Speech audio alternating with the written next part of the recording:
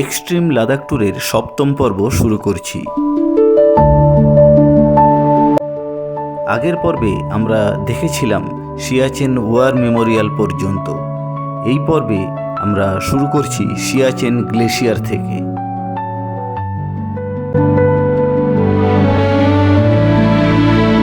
এখন এসছি সিয়াচেনে ওপি বাবা মন্দিরে।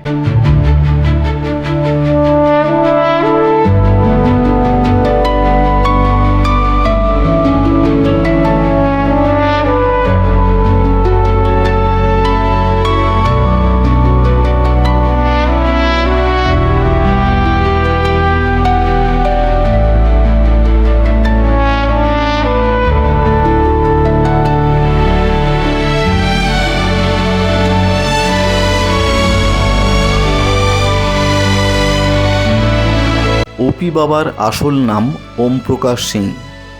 1980 সালে মালাউন চেকপোস্টে ডিউটি করবার সময় তিনি হঠাৎ শত্রু সেনার মুখোমুখি হন। বীরদর্পে যুদ্ধ করার পর তিনি নিখোঁজ হয়ে যান। তার দেহ আর কোথাও খুঁজে পাওয়া যায়নি। তারপর থেকে মনে করা হয় এই বিশাল তুষার শুভ্র যুদ্ধক্ষেত্রে তিনি ভারতীয় সৈন্যদের আত্মরক্ষা করবার জন্য সাহায্য করেন।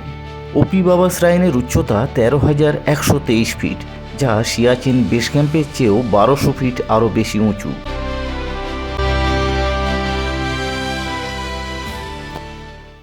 আমরা এখন দাঁড়িয়ে আছি সিয়াচেন বেস ক্যাম্পে। পেছনে সিয়াচেন গ্লেশিয়ার দেখা যাচ্ছে। আমাদের পুরো লাদাখ ভ্রমণের সেকেন্ড পার্টের আজকে এন্ডে। আমরা আজকের সমুর স্যান্ডিউন্সে যাব বিকেলে, এবং সমুর স্যান্ডিউন্সের ওখানেই কোথাও হোটেলে থেকে যাব। কালকের ওখান থেকে প্যাংগং হয়ে হানলে যাব। কালকের থেকে আমাদের লাদাখ ভ্রমণের থার্ড পার্ট এবং এন্ড পার্ট শুরু হবে। এখন আমার পেছনে সিয়াচেন গ্লেশিয়ার।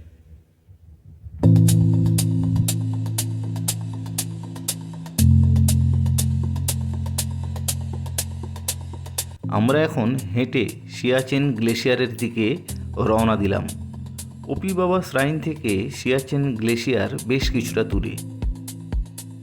এই গ্লেশিয়ারের যে এন্ড পয়েন্ট, একে বলা হয় স্নাউট বা টার্মিনাস। এন্ড পয়েন্ট থেকে সিয়াচেন গ্লেশিয়ারের যে অরিজিন, সেটি 76 কিলোমিটার দূরে অবস্থিত।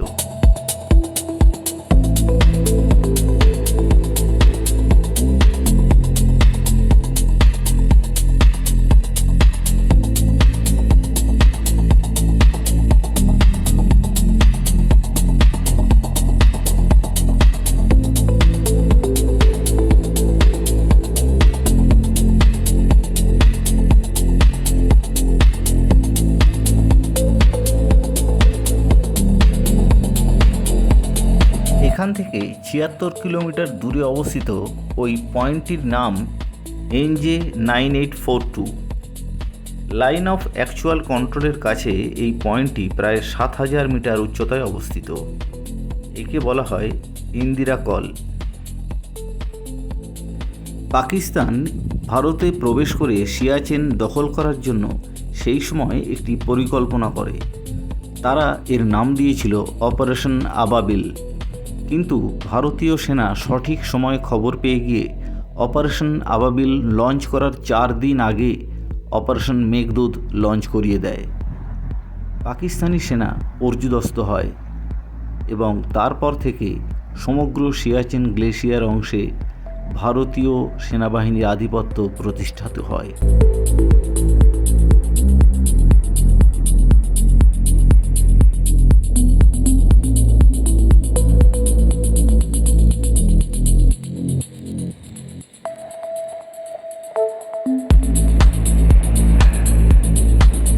আমরা সিয়াচেন গ্লেশিয়ারের একেবারে সামনে দাঁড়িয়ে আছি। এটাই সিয়াচেন গ্লেশিয়ারের এন্ড পয়েন্ট। এখান থেকে নুব্রা নদী সৃষ্টি হয়েছে। জানি না এত দূরে কেউ আসে না হেঁটে। আমরা ওপি বাবা সিরিন থেকে অন্তত 3-4 কিলোমিটার হেঁটে এগিয়ে চলে এসেছি।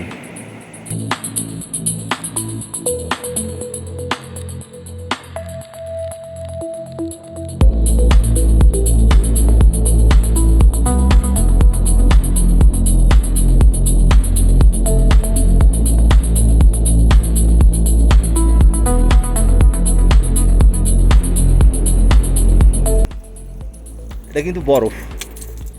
এটার খুব কাছাকাছি যাওয়াটা একটু বিপজ্জনক, টিল্ট হতে পারে। এটা সম্পূর্ণটাই বরফ, সিয়াচেন গ্লেসিয়ারের অংশ, সিয়াচেন গ্লেসিয়ারের এন্ড পার্ট এটা। এখানে যাওয়াটা একটু বিপজ্জনক তো বটেই, বাট একটু রিস্ক তো নিতেই হবে। আইস পিনাকল, গ্লেসিয়ারের জল এইভাবে ড্রপ ড্রপ হয়ে এখানে পড়ছে।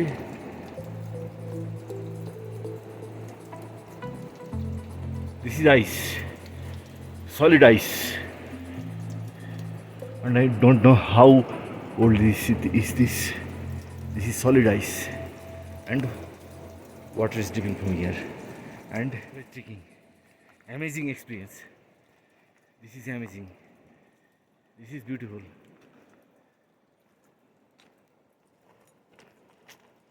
I should not go so close to the glacier. I've just touched Siachen Glacier. This is ice of Siachen Glacier. Nubra নদীর একেবারে উৎস মুখে দাঁড়িয়ে রয়েছি।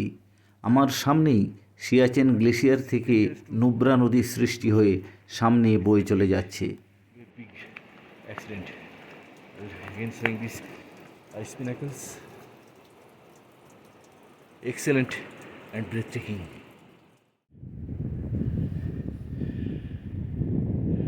Have a tea break. হ্যাঁ, সিয়াচেন গ্লেসিয়ার দেখে ফিরে চলেছি সুমুরের দিকে। এখন নুব্রা নদীর উপত্যকায় চা পানের বিরতি।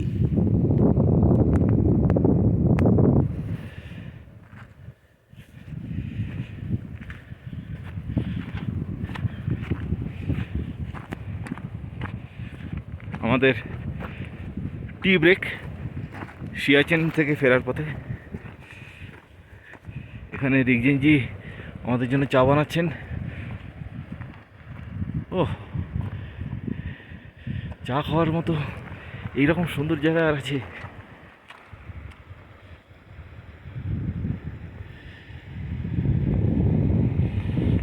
গাড়ি আছে এখানে, ওখানে আমরা আমাদের গাড়িটা রেখে দিয়েছি। দূরের দৃশ্যগুলো একটু দেখাই।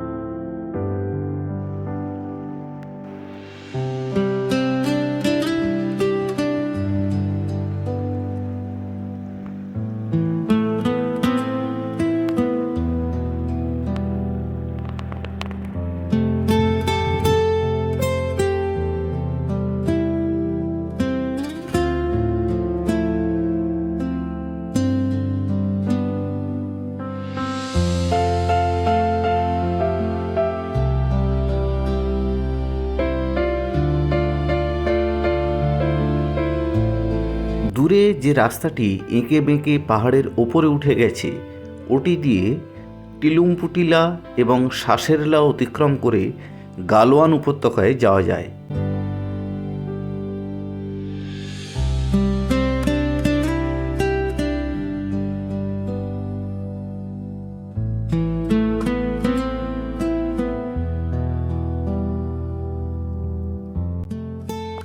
আমরা এখন এসেছি সুমুর স্যান্ড ডিউন্সে।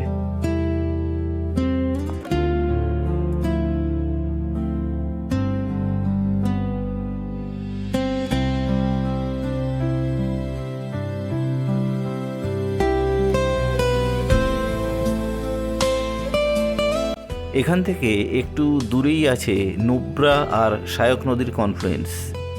সুদূর সিয়াচেন থেকে প্রায় 90 কিলোমিটার পথ পাড়ি দিয়ে এসে নুব্রা নদী এখানে এসেই শায়ক নদীর সঙ্গে মিলিত হয়েছে।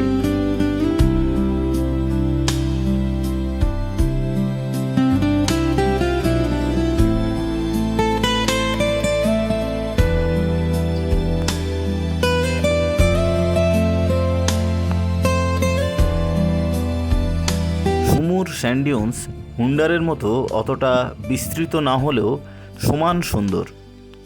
এখানেও হুন্ডারের মতোই ক্যামেল সাফারি হয়। এখন সন্ধ্যাও এসছে বলে উটের সংখ্যা কম। এই স্যান্ডিউন্সের কাছেই আছে সুমুর গ্রাম। স্যান্ডিউন্স থেকে এই অপূর্ব সুন্দর সূর্যাস্ত উপভোগ করার পর আমরা সুমুর গ্রামের কোনো হোটেলেই আজকে রাতটা কাটাবো। এই সুমুর গ্রামই হলো নুব্রা ভ্যালির অন্যতম ডেন্সলি পপুলেটেড ভিলেজ। যদিও 2011 সালের সেন্সাস অনুযায়ী এই গ্রামের জনসংখ্যা মাত্র 711।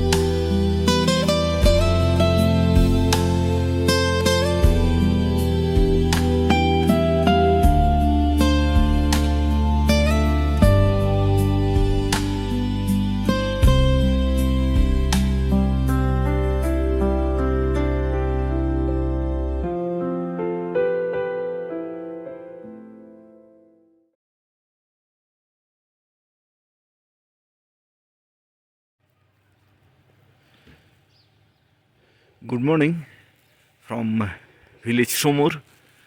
আমরা এখন আছি সুমুর ভিলেজে। গতকাল সুমুর স্যান্ডিউন্স দেখে আমরা সুমুরে ও গেস্ট হাউসে থেকে গিয়েছি। এখন ভোরবেলা সকাল 7টা বাজে। এখন টেম্পারেচার এখানে -5।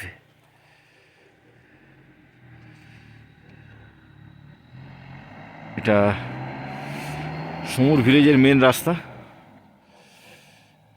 থেকে। খালসার থেকে গাড়ি এখানে সিয়াচেনের দিকে যাচ্ছে। আমরা আজকের এখান থেকে বেরিয়ে প্যাংগংয়ের দিকে যাব। সিয়াচেন থেকে চপার চক্কর দিচ্ছে আকাশে, দেখতে পাওয়া যাচ্ছে।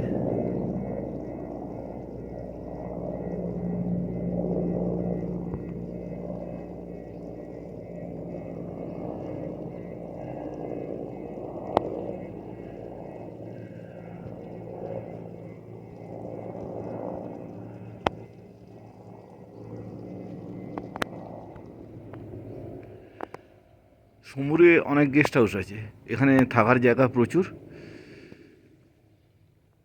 সিয়াচেন দেখতে গেলে খালসার থেকে প্রায় 100 কিলোমিটার, তো সুমুরে থেকে যাওয়াটাই বেস্ট অপশন। কারণ এখান থেকে খালসার গিয়ে ওখানে থাকা যায়, বাট প্যাংগংয়ের দিকে ঢুকলে কিন্তু ওখানে থাকার জায়গা নেই। একমাত্র আগামে গেলে তবেই থাকার জায়গা পাওয়া সম্ভব। ফলে সিয়াচেন দেখে আগাম পর্যন্ত যেতে গেলে অনেক দেরি হয়ে যাওয়ার চান্স থাকে। সেক্ষেত্রে সুমুরই হচ্ছে থাকার জন্য বেস্ট অপশন। এখানে প্রচুর হোটেল আছে। আমরা গেস্ট হাউসে আছি। গেস্ট হাউসের দরজা খুলে ভেতরে ঢুকি। ভেতরে আমাদের গাড়ি দাঁড়িয়ে আছে।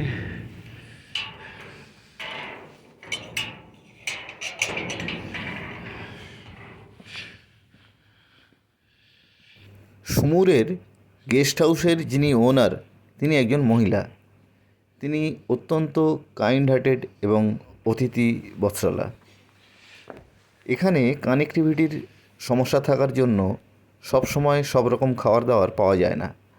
আমরা ভোরবেলায় খাওয়ার জন্য অর্ডার করেছিলাম ব্রেড অ্যান্ড বাটার, যথারীতি পাউরুটি পাওয়া যায়নি।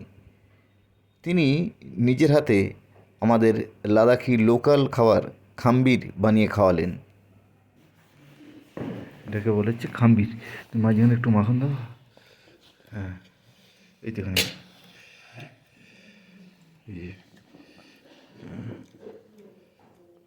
মটনটার ভেতরে গলে যাবে।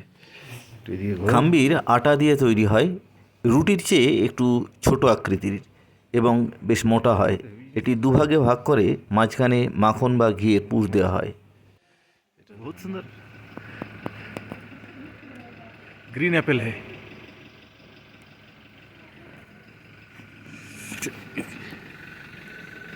ओह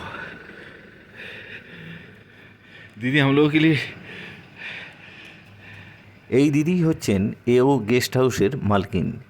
ইনি অত্যন্ত কাইন্ড হার্টেড। ये ग्रीन एप्पल है ना? वाह ये पूरा राइप है एकदम। এনার কাছে আমরা আমাদের আজকের ইটিনিয়ারি বলছিলাম ठीक है वो ले लेंगे उठा के ले लेंगे कोई इशू যে नहीं। আজকের আমরা এখান থেকে প্রায় 300 কিলোমিটার জার্নি করব। এখান থেকে সারাদিন জার্নি করে পথে সমস্ত দ্রষ্টব্য দেখতে দেখতে আমরা যাব হানলে। Thank you beautiful.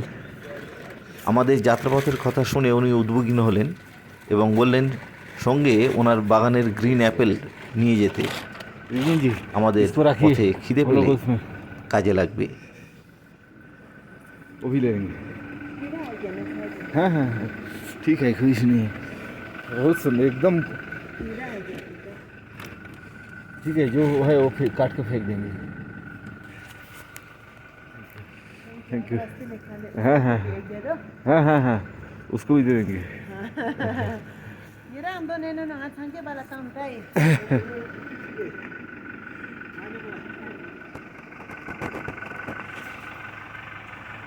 Thank you दीदी थैंक यू সুমুরে আমাদের ঘর।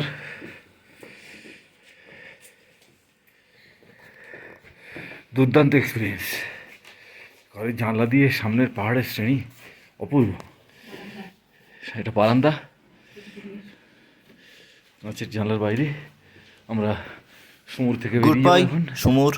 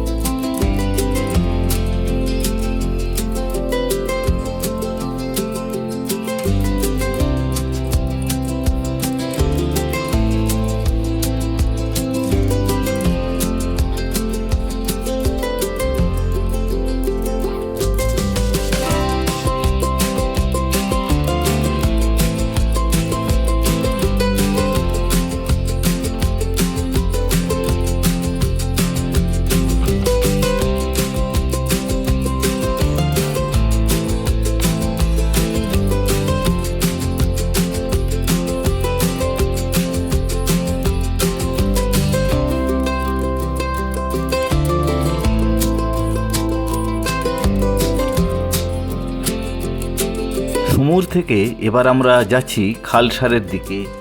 সেখান থেকে আমরা বাঁদিকে যাব। টি মোড় হয়ে আমরা এবার রওনা দেব প্যাংগংয়ের দিকে।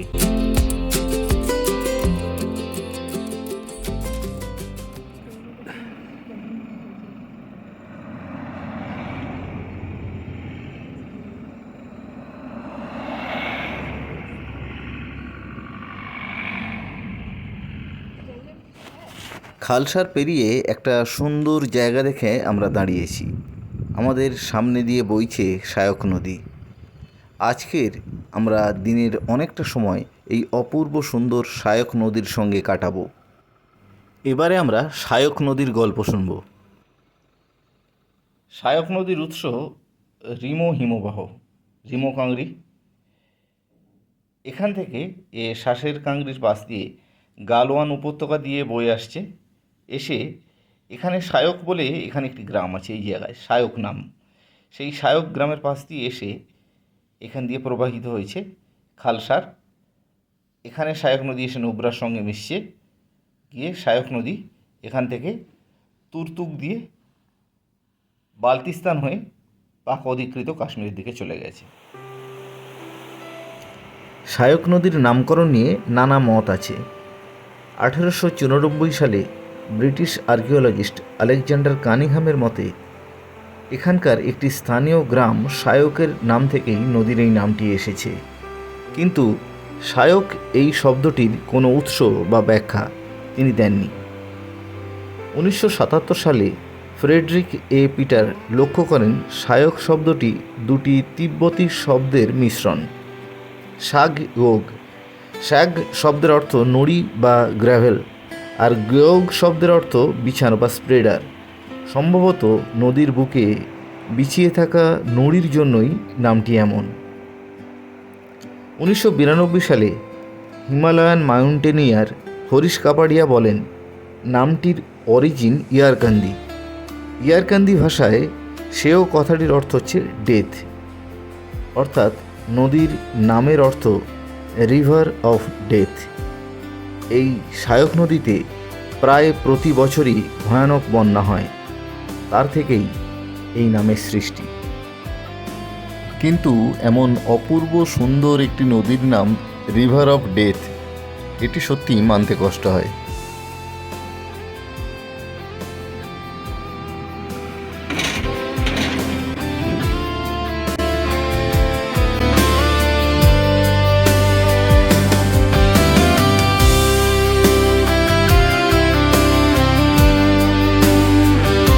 শায়ক নদীর মোট দৈর্ঘ্য 550 কিলোমিটার। এটি মূলত হিমবাহের গলা জল দিয়ে পুষ্ট এবং এই জল একেবারে পরিষ্কার, স্বচ্ছ কাঁচের মতো। এর নিচের নুড়ি পাথরগুলি ওপর থেকে পরিষ্কার দেখতে পাওয়া যায়।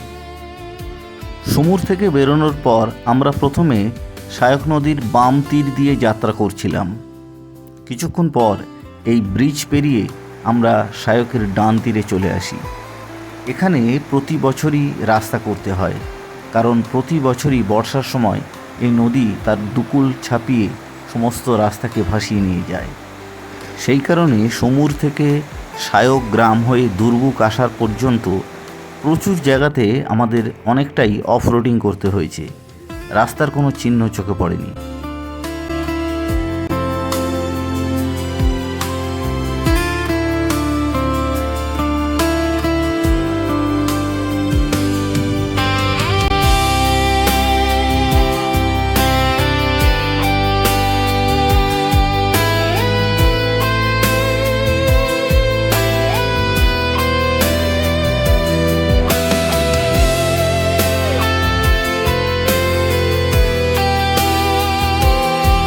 এই শায়ক উপত্যকাতে এসেই আমাদের এক্সট্রিম লাদাখ ট্যুরের 7ম পর্বের সমাপ্তি ঘটল।